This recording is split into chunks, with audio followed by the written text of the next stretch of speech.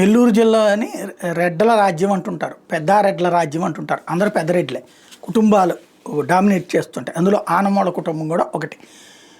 కానీ ఇప్పుడు నారాయణ అక్కడ డామినేట్ చేస్తున్నారు. ఇదివరకు అనిల్ కుమార్ యాదవ్ డామినేట్ చేస్తున్నారన్న కోపమే వైసీపీలో జగన్కి దూరం కావడానికి, తెలుగుదేశానికి దగ్గర కావడానికి కారణమే.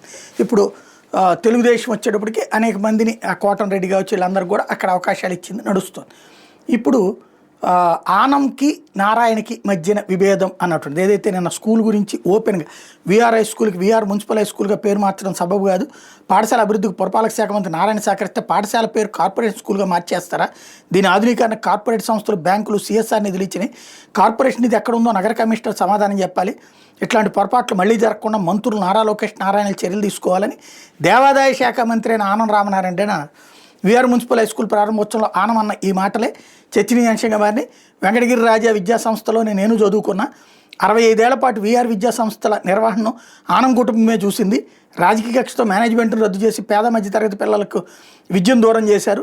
ఈ పాఠశాల ప్రారంభానికి ముందు వెంకటగిరి రాజాలు 50,000 ఇస్తామని దానికి వారి పేరు పెట్టాలనుకోవడంతో పెట్టాం. ఆ తర్వాత వాళ్ళు నిధులు ఇవ్వకపోయినా అదే కొనసాగించాం. ఏసీ సుబ్బారెడ్డి, ఆనం వెంకటరెడ్డి అధికారంలో ఉన్న మార్చలేదు. ఇప్పుడు ఆ పేరు మార్చడం సరికాదు, వీఆర్ఐ స్కూల్గా ఉంటేనే గౌరవప్రదంగా ఉంటుంది.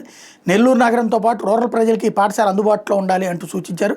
కార్పొరేట్ల చేతుల్లో విద్యా వ్యవస్థ చిక్కుకుపోయిందని విమర్శిస్తూ పెద్ద కార్పొరేట్ విద్యా సంస్థలు నారాయణవేనంటూ ఆయన ప్రభుత్వ పాఠశాలను దత్తత తీసుకుంటే తాము అదే బాటలో నడుస్తామంటూ ఆనం వ్యాఖ్యానించడం, అది ఇక్కడ కీ పాయింట్. అంటే ఏంటి, వీళ్ళిద్దరి మధ్యన విభేదాలా, లేదా ఆనం దేవాదాయ శాఖ మంత్రిగా ఇవ్వటం నచ్చట్లేదా, తను ఏమీ సీరియస్గా పనిచేయట్లేదు. ఈవెన్ ఇప్పుడు మన సింహాచలం ఘటన జరిగింది, ఏం చేశారు? 2 సార్లు జరిగినాయి, ఏం చేశారు?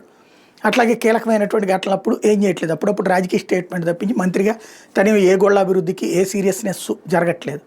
కాబట్టి అసంతృప్తితో ఉన్నారా? ఇదివరకు జగన్ మీద అసంతృప్తి, ఇప్పుడు బాబు సర్కార్ మీద అసంతృప్తి. అప్పుడే మంత్రి పదవి ఇవ్వలేదని, ఇప్పుడు ఇచ్చిన అసంతృప్తి ఎందుకు అన్నదే తేలాల్సి ఉంది.